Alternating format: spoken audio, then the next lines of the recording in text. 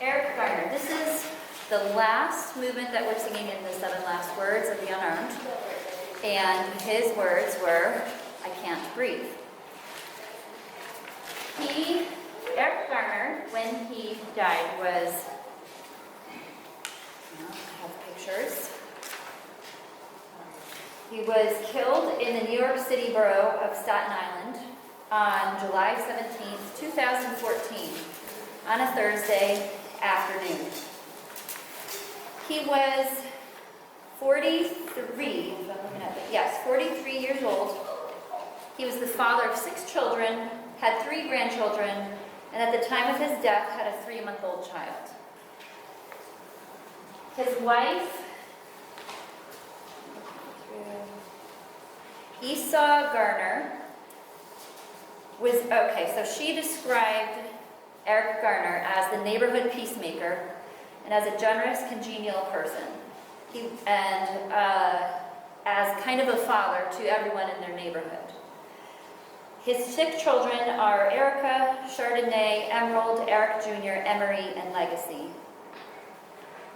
At the time, Chardonnay was 8 months old, and so Chardonnay was not the mother of Eric's wife when she first met Eric. So Emerald said that Eric stepped up and took over the role of being a father to Chardonnay. So this is just a little bit of the backstory. The occurrences of what happened on that day are that he was walking back through his neighborhood on Bay Street in Staten Island with a friend who was a 23-year-old friend, someone he was mentoring and helping out. And they saw some people congregating in an area that was a troubled area that the police had already been watching. And Eric Garner, broke up the fight. He was a very tall man. Trying to see his, like all the stats here. 6'2" and 345 pounds. And so when he was in your presence, people took notice. And so he helped break up the fight. And there were 2 police who had their eye on this neighborhood driving by, saw him walking away from this fight, and then detained him in the front of a beauty parlor and started accusing him of selling loose cigarettes. And now the thing about the loose cigarettes that I didn't understand and research more about was that there was a law that you could not sell cigarettes separately because it was evasion of the high New York tax laws.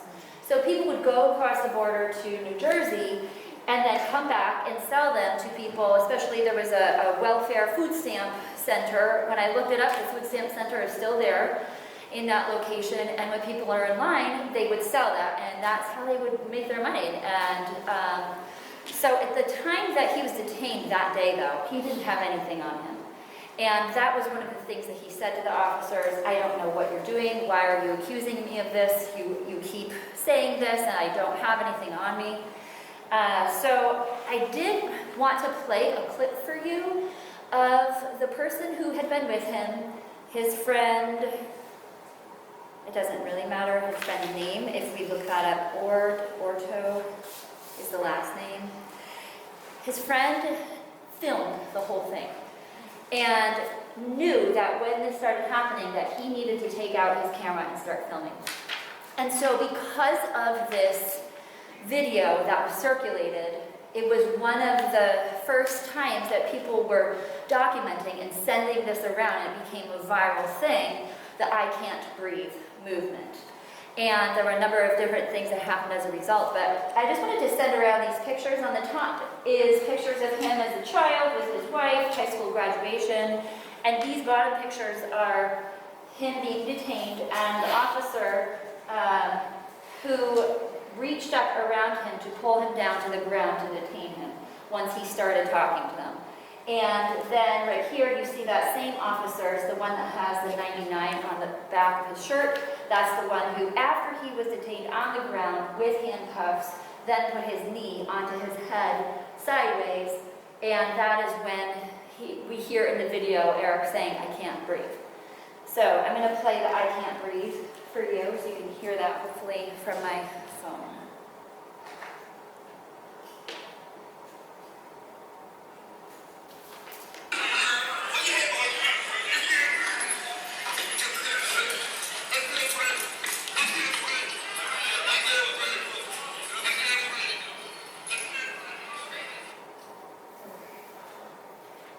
So that's to give us that sense of urgency that he was feeling in that moment. And he said it 11 times, I can't breathe. And so if you'll notice in the music, we say it 11 times in this piece. And each time, it's like his breath is getting taken away from him. So, and this is the voice of his friend who filmed. The officer who killed him, Daniel Pantaleo, there was, in the court case that was brought up, he was not indicted at all, and the jury decided to close the case. And the only thing that happened was that this officer, Daniel, was fired from his job 5 years later. So the family received an out-of-court settlement of $5.9 million, and his daughters also started different activist movements too. But I think for us, one of the most powerful things is that recording of I Can't Breathe and feeling that urgency. Here's his friend. He was like the neighborhood dad. Everybody loved him. Old people, young people. They're not supposed to put people in chokeholds. So, in this piece, and I don't know if this was purposeful because this was a video his friend put together.